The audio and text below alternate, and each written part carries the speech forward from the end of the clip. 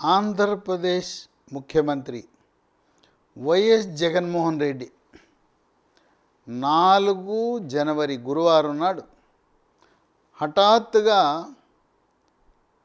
తెలంగాణ మాజీ ముఖ్యమంత్రి కేసీఆర్ యొక్క ఆరోగ్య పరిస్థితిని తెలుసుకోవడానికి ఆయన తుంటి ఆపరేషన్ చేయించుకుని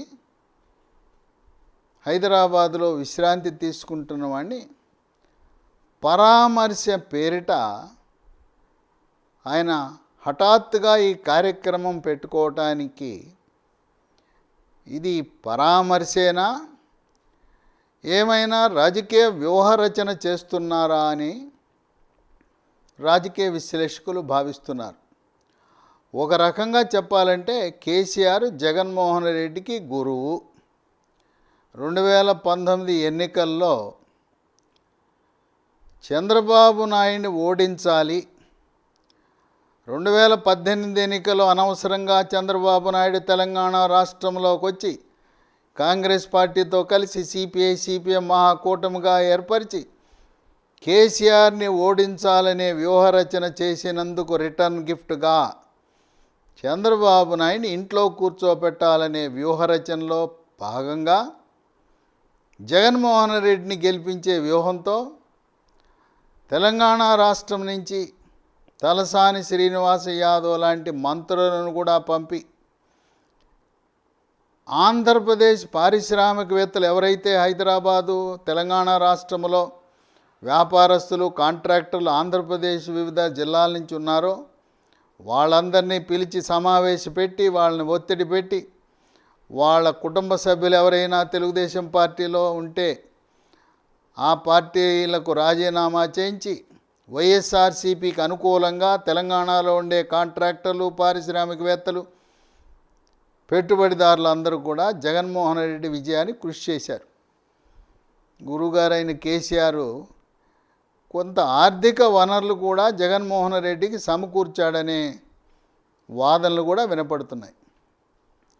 ఇప్పుడు ఇదే రోజు ఢిల్లీలో జగన్మోహన్ రెడ్డి చెల్లెలు షర్మిల వైఎస్ఆర్ తెలంగాణ పార్టీని కాంగ్రెస్ పార్టీలో విలీనం చేసింది. జాతీయ కాంగ్రెస్ అధ్యక్షుడు మల్లికార్జున ఖర్గే, రాహుల్ గాంధీ సమక్షంలో కాంగ్రెస్ కండవా కప్పుకొని ఆమె ఆంధ్రప్రదేశ్ రాష్ట్రంలో కాంగ్రెస్ పార్టీని మళ్ళీ పూర్వ వైభవం తెచ్చే విధంగా అడుగులు వేయాలని చెప్పి ఆమె సంకల్పంతో ఈ రోజు నుంచి ఆమె యజ్ఞాన్ని ప్రారంభించింది. విశేషం ఏంటంటే ఈ రోజున వైఎస్ఆర్సీపీ పార్టీ మొత్తం కాంగ్రెస్ పార్టీ కార్యకర్తలు నాయకులు శ్రేణులు అదే వాళ్ళే నాయకులే, అక్కడున్న ఎమ్మెల్యేలు మాజీ మంత్రులు మాజీ ఎమ్మెల్సీలు మాజీ ఎంపీలే వైఎస్ఆర్సీపీ పార్టీ. ఒక రకంగా చెప్పాలంటే కాంగ్రెస్ పార్టీలో ఉన్న వాళ్ళందరూ వచ్చి వైఎస్ఆర్సీపీ పార్టీలో చేరారు. ఇప్పుడు మళ్ళీ మాతృ సంస్థ స్వగృహ అద్దెంటికి వచ్చాము మేము సొంత ఇంటికి వెళ్తామని అంటారేమో అని వైఎస్ఆర్సీపీ పార్టీ అధ్యక్షుడికి ఒక సంకటం పట్టుకున్నది. జగన్మోహన్ రెడ్డి 16 నెలలు జైల్లో ఉన్నప్పుడు పార్టీని బతికించింది. పాదయాత్రని యథావిధిగా కొనసాగిస్తూ తల్లి విజయమ్మ, చెల్లెలు షర్మిల ఎండనక వాననక రాత్రనక పగలనక కాళ్ళు బొబ్బలెక్కిన మోకాళ్ళు నొప్పులున్నా గొంతు పోయినా మరి వాళ్ళిద్దరూ కూడా అమ్మా కూతుళ్ళు పట్టుదలతో పార్టీని బతికించి 16 నెలల పాటు పాదయాత్ర చేసి విజయవంతం చేసి జగన్మోహన్ రెడ్డి 2019లో ముఖ్యమంత్రి కావడానికి సహకరించారు. షర్మిల భర్త బ్రదర్ అనిల్ తనదైన శైలిలో ఆంధ్రప్రదేశ్ రాష్ట్రంలో ఉండే అన్ని చర్చిలతో అది ఒక సమన్వయంతో క్రైస్తవ సమాజాన్ని ఒక తాటిపైకి తెచ్చి వాళ్ళందరూ కూడా జగన్మోహన్ రెడ్డికి ఓటు వేసేలా కృషి చేశాడు. విజయమ్మ షర్మిల కృషితో పాటు బ్రదర్ అనిల్ యొక్క కృషిని మనం మరువలేం. ప్రస్తుతం బ్రదర్ అనిల్ క్రైస్తవ సామాజిక వర్గాన్ని కాంగ్రెస్ బాట పట్టించాలనే ఆలోచనలో ఉన్నాడు. విజయమ్మ షర్మిల ఏ విధంగా అయితే వైఎస్ఆర్సీపీ పార్టీ కోసం కృషి చేశారో కాంగ్రెస్ పార్టీని పునరుజ్జీవింపజేయాలనే ఆలోచనతో వాళ్ళు ఉన్నారు. ఢిల్లీలో పరిణామాలు అవి చూసిన జగన్మోహన్ రెడ్డి మరి తనకంటూ పెద్ద దిక్కు సీనియరు గురువు జగన్మోహన్ రెడ్డికి అంతకంటే ఆప్తుడు ఎవరూ లేరు. కేసీఆర్తో పరామర్శ పేరిట రాజకీయ చర్చలకు వచ్చాడు అని ఊహాగానాలు ఉన్నాయి. ప్రధానంగా 2 అంశాలు ఆయన కేసీఆర్తో చర్చించబోతున్నాడనే ఊహాగానాలు ఉన్నాయి. మొట్టమొదటిది, కేసీఆర్ అంతటి సీనియర్ నాయకుడు 45 మంది అవినీతి అరాచక అక్రమ ప్రజాదరణ కోల్పోయిన ఎమ్మెల్యేలను మార్చటానికి భయపడ్డాడు. ఈ 45 మంది ఎమ్మెల్యేలను మారిస్తే వీళ్ళందరూ వెళ్ళిపోయి ఈటెల రాజేందర్ను సంప్రదించి భారతీయ జనతా పార్టీలో చేరితే పార్టీ బలహీనపడుతుంది, మనం గెలమనే భయంతో అంత ధైర్యవంతుడు, అంత సాహసవంతుడు, నియంత లాంటి కేసీఆరే ఈ ఎమ్మెల్యేలు గోడలు దూకటంలో సిద్ధాస్తులని తెలిసి ఓడిపోతారని తెలిసిన ఎమ్మెల్యేలకు కూడా సీట్లు ఇచ్చినాడు. అది గమనించిన వైఎస్ జగన్మోహన్ రెడ్డి ఓడిపోయే ఎమ్మెల్యేలకు ఏదో పార్టీలు మారతారని మనం ఇస్తే పార్టీయే పుట్టి మునిగిపోతుంది, పార్టీయే మునిగిపోతుంది, ఓడిపోతామనే లక్ష్యంతో ఒక 70 మందిని 175 నియోజకవర్గాల్లో మార్పులు చేర్పులు. ఇది కొంతమంది ఏమనుకుంటున్నారంటే రాజకీయ వర్గాల్లో చెడుగుడు ఆడేస్తున్నాడు, కబడ్డీ ఆడేస్తున్నాడు. ప్రభుత్వ ఉద్యోగులను టీచర్లను ఎలా బదిలీ చేస్తారో ఆ విధంగా బదిలీ చేసేస్తున్నాడు జగన్మోహన్ రెడ్డి. ఒక జిల్లా నుంచి మరొక జిల్లా, ఒక నియోజకవర్గం నుంచి మరొక నియోజకవర్గం, అసెంబ్లీ వాళ్ళని 2 జిల్లాలు దాటించి ఎక్కడో పార్లమెంటుకు పెట్టడం. ఈ విధంగా ప్రభుత్వ ఉద్యోగుల బదిలీలను తలపించే విధంగా రాజకీయ వ్యవస్థలో 70 మందిని మార్చడం అంటే సాహసోపేతమైన నిర్ణయమే. జగన్మోహన్ రెడ్డి కేసీఆర్ లాగా నియంతృత్వ పాలన. కేసీఆర్ ఎవరిని కలవడు, ఎమ్మెల్యేలను కలవడు, ప్రజాప్రతినిధులను కలవడు, ప్రతిపక్ష నాయకులను కలవడు, ఎవరిని కలవడు. అదేవిధంగా జగన్మోహన్ రెడ్డి కూడా సర్వ కార్యకలాపాలు కూడా సజ్జల రామకృష్ణారెడ్డి ద్వారా, వైవి సుబ్బారెడ్డి ద్వారా, విజయసాయిరెడ్డి ద్వారా నిర్వహించడమే కానీ ఎవరైనా ఇంటర్వ్యూ కోరితే మీరు సజ్జలను కలవండి, ఆర్కేని కలవండి, రామకృష్ణారెడ్డిని కలవండి అని సమాధానం. ఆ విధంగా ప్రజలను కలవడు, ప్రజాప్రతినిధులను కలవడు, ఎన్నికైన ఎమ్మెల్యేలను కలవడు, ఎమ్మెల్సీలను కలవడు, మంత్రులను కలవడు. ఇప్పుడు జగన్మోహన్ రెడ్డి ధైర్యం ఏంటంటే నేను 70 మందిని తీసేస్తే ఎక్కడ పోతారు వీళ్ళు? నా దగ్గరే ఉండాలి. ఎందుకంటే మళ్ళీ వైఎస్ఆర్సీపీ అధికారంలోకి వస్తే ఏదో విధంగా ఎమ్మెల్సీనో కార్పొరేషనో రాజ్యసభ ఏదో ఒకటి ఇస్తాను.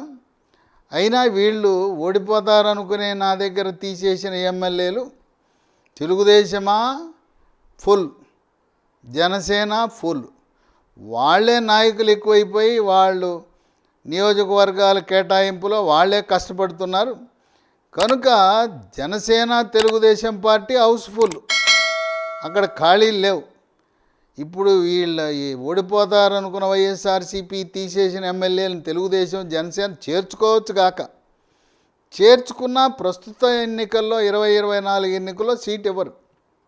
అక్కడ ఖాళీలు లేవు. పొలిటికల్ వ్యాక్యూమ్, రాజకీయ శూన్యత అక్కడ లేదు. బీజేపీ అంటే బీజేపీకి వచ్చేవి ఒక 6 లోక్సభ సీట్లు, ఒక 13 అసెంబ్లీ సీట్లు, దానికి సరిపడా వాళ్లే సీనియర్ నాయకులు ఉన్నారు. కనుక జగన్మోహన్ రెడ్డి ఇప్పటి వరకు ధైర్యంగా ఉన్నది ఏంటంటే నేను తీసేస్తే వాళ్ళకి సీట్లు ఇవ్వకపోతే ఇక్కడే పడి ఉంటారు, వైఎస్ఆర్సీపీ పార్టీలో పడి ఉంటారు. ఇంకా వాళ్ళకి ప్రత్యామ్నాయం ఏమన్నది? ఇక్కడే ఉంటారు. జనసేన ఖాళీ లేదు, తెలుగుదేశంలో ఖాళీ లేదు, బీజేపీలో ఖాళీ లేదు. ఒకవేళ ఆ పార్టీలోకి వెళ్ళినా వాళ్ళు హామీలు ఇస్తారు. చంద్రబాబు నాయుడు ముఖ్యమంత్రి అయితే నీకు ఎమ్మెల్సీ ఇస్తాం, కార్పొరేషన్ ఇస్తాం, జిల్లా పరిషత్ చైర్మన్ ఇస్తాం, మేయర్ ఇస్తామని హామీలే కానీ పోటీ చేసే అవకాశం ఉండదు. అందువల్ల ఇప్పుడు కొరడాలు జొలిపిస్తూ మార్పులు చేర్పులని ఎమ్మెల్యేలలో గుబులు పుట్టించాడు. కొంతమంది ఎమ్మెల్యేలు తిరుగుబాటు ప్రకటించేశారు. మీరు మమ్మల్ని వాడుకొని వదిలేస్తారా? ఆయన చిత్తూరు జిల్లా పూతలపట్టు నియోజకవర్గ ఎమ్మెల్యే ఎంఎస్ బాబు అని ఉన్నాడు, దళితుడు. ఆయన బహిరంగంగా పత్రికాముఖంగానే చెప్పాడు, మేము ఎస్సీలు దళిత ఎమ్మెల్యేలు నీకు లోకుగా ఉన్నారా? బీసీలు వెనుకబడిన వర్గాలంటే నీకు లోకువా? మా చిత్తూరు మా తిరుపతి జిల్లాలో అగ్రవర్ణాలకు చెందిన ఎమ్మెల్యేలు ఓడిపోతారని తెలిసినా నీకు వాళ్ళని మార్చే దమ్ము ధైర్యం లేదు. మేమేదో బలహీన వర్గాలు దళితులు బీసీలు గిరిజనులని మా సీట్లు మారుస్తున్నావా అని చెప్పి ఒక కలవరం సృష్టించాడు, కంపం సృష్టించాడు. ఇప్పుడు ఈ ఎంఎస్ బాబు ఎమ్మెల్యే చేసిన వ్యతిరేక వ్యాఖ్యలు వైఎస్ఆర్సీపీ పార్టీలో ప్రకంపనాలు సృష్టిస్తున్నాయి. ఎందుకంటే ఇప్పటి వరకు జగన్మోహన్ రెడ్డి గిరిజనులు, ఎస్టీ, ఎస్సీ, బీసీ సామాజిక వర్గానికి చెందిన ఎమ్మెల్యేలను మాజీ మంత్రులను కూడా ఫుట్బాల్ ఆడుకున్నట్టుగా బంతి ఆటలాగా వాళ్ళు నీకు సీట్ ఇవ్వను, అక్కడ పో ఇక్కడ పో అని ఆడుకున్నాడనే వాళ్ళల్లో పునరాలోచన వచ్చింది.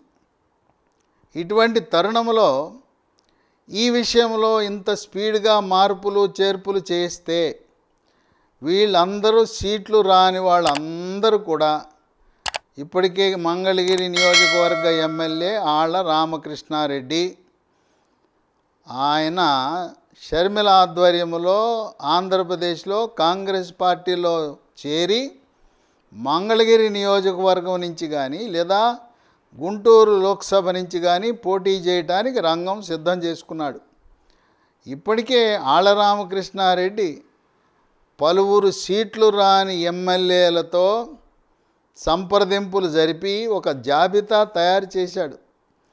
ఆళ్ల రామకృష్ణారెడ్డి ఆర్కే చేతిలో 40 మంది సీటు రాని, సీటు కోల్పోయినా లేదా ఎక్కడికో వేరే నియోజకవర్గంలో విసిరి పారేస్తే ఆ నియోజకవర్గం ఉండే ప్రజలు వీళ్ళని ఆదరించాలి కదా.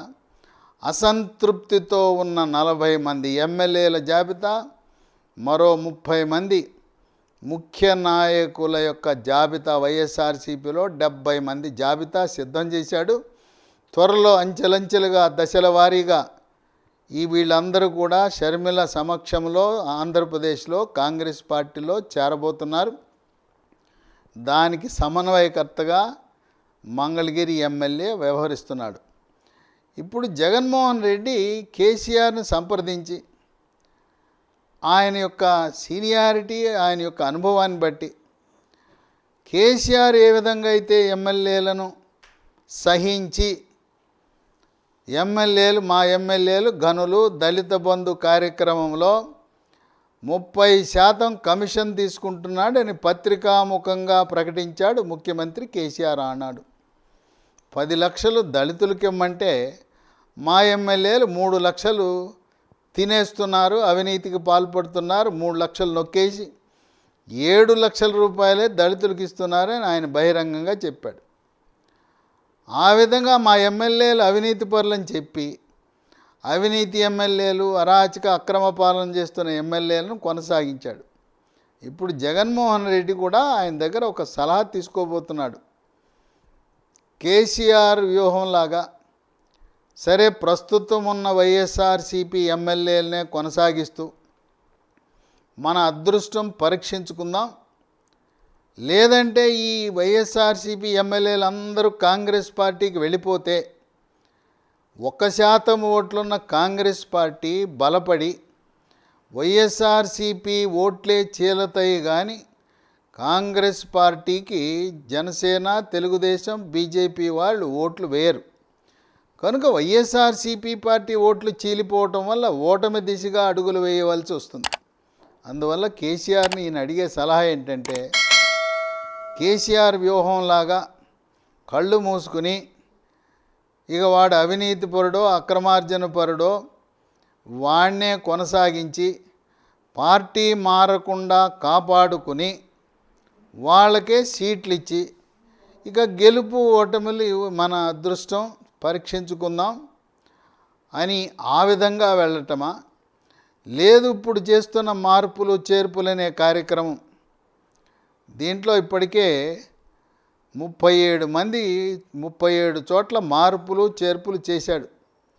అయినా ఇంతవరకు ఆళ్ల రామకృష్ణారెడ్డి మినహా మిగతా ఎవ్వరూ కూడా ఓర్పుగా ఓపికగా వాళ్ళు సహనాన్ని పరీక్షిస్తున్నారు.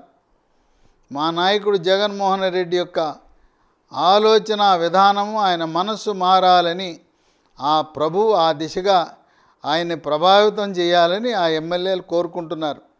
మా నాయకుడి మనస్సు మారాలి, ప్రభువు కరుణించాలి, మనసు మారి మళ్ళీ నాకే సీట్ ఇవ్వాలి అని చెప్పి వాళ్ళు కోరుకుంటున్నారు. ఎవరు ఇంతవరకు బయటపడి రాజీనామా చేసి బయట పార్టీలో చేరటం లేదు. కొంతమంది తెలుగుదేశం పార్టీతో జనసేనతో టచ్లో ఉన్నారు. వాళ్ళు ఏం చెప్పారంటే, మేము అధికారంలోకి వస్తే మీకు నామినేటెడ్ పదవులు ఇస్తామని చెప్పారు, కానీ సీట్లు కేటాయించటానికి ఎక్కువ అవకాశాలు జనసేనకు తెలుగుదేశం పార్టీకి లేదు. ఇది మొదటి అంశము చర్చ. దానిలో కేసీఆర్ తన రాజకీయ అనుభవాన్ని రంగరించి జగన్మోహన్ రెడ్డికి సలహా ఇవ్వబోతాడు. నేను అనుకోవడం, కేసీఆర్ వద్దు, మీ ఎమ్మెల్యేలపై కొరడా జొలిపించద్దు, నా అంతటి రాజకీయ అనుభవం ఉన్నాడే, నన్నే 3 చెరువులు నీళ్లు తాగిస్తారు ఎమ్మెల్యేలని. ఎందుకంటే ఇప్పుడు దాకా జరిగింది వేరు. ఎన్నికల నోటిఫికేషన్ వచ్చే ముందు ఎమ్మెల్యేలు మోస్ట్ పవర్ఫుల్, వాళ్ళు లెక్క కూడా చేయడు. ముఖ్యమంత్రి రమ్మన్నారంటే చూస్తాలే అంటాడు. ముఖ్యమంత్రి అంటే భయము భక్తి ఉండదు.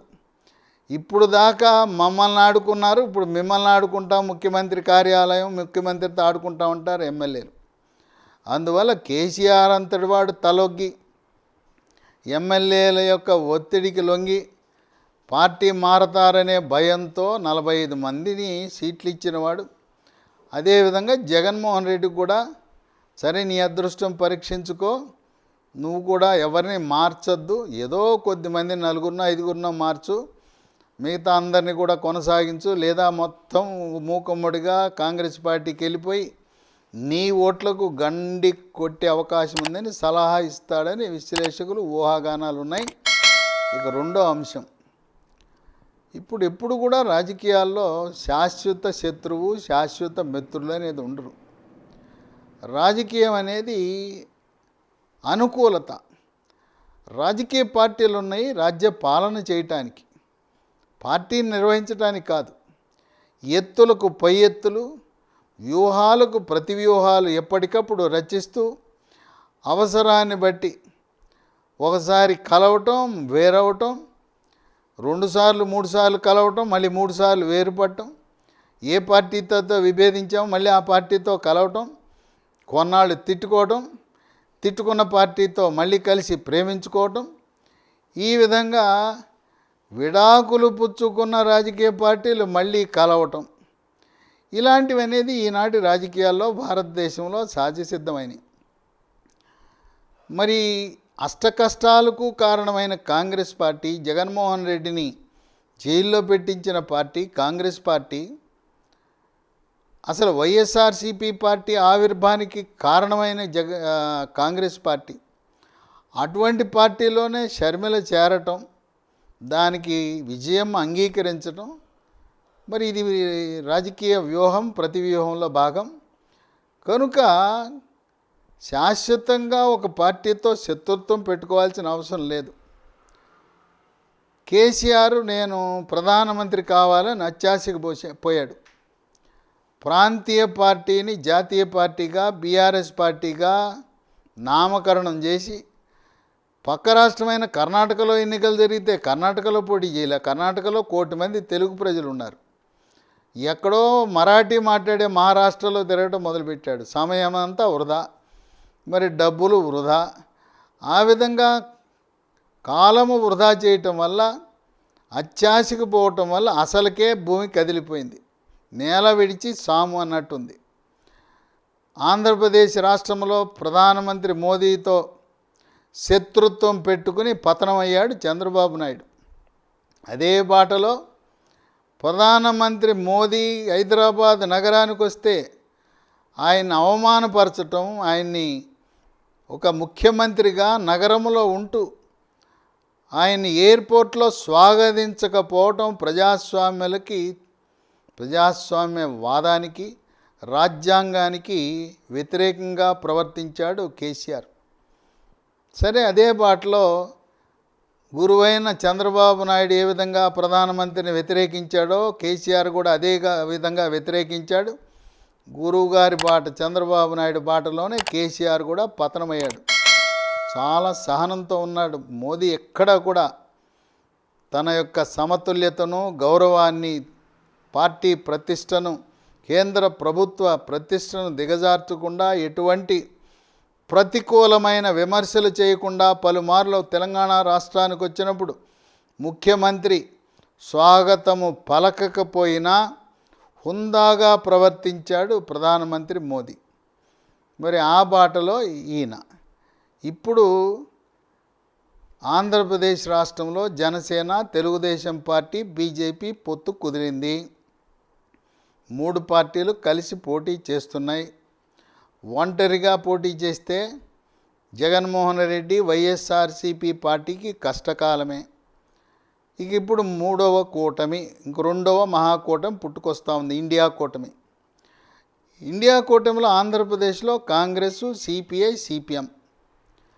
బీఎస్పీ పార్టీ ఇండియా కూటమిలో లేకపోయినా ఆంధ్రప్రదేశ్లో బీఎస్పీ కాంగ్రెస్తో కలిసి పోటీ చేయటానికి ఆంధ్రప్రదేశ్ బీఎస్పీ శాఖ నిర్ణయించింది. అందువల్ల ఈ 4 పార్టీలు కలిసి పోటీ చేయబోతున్నాయి.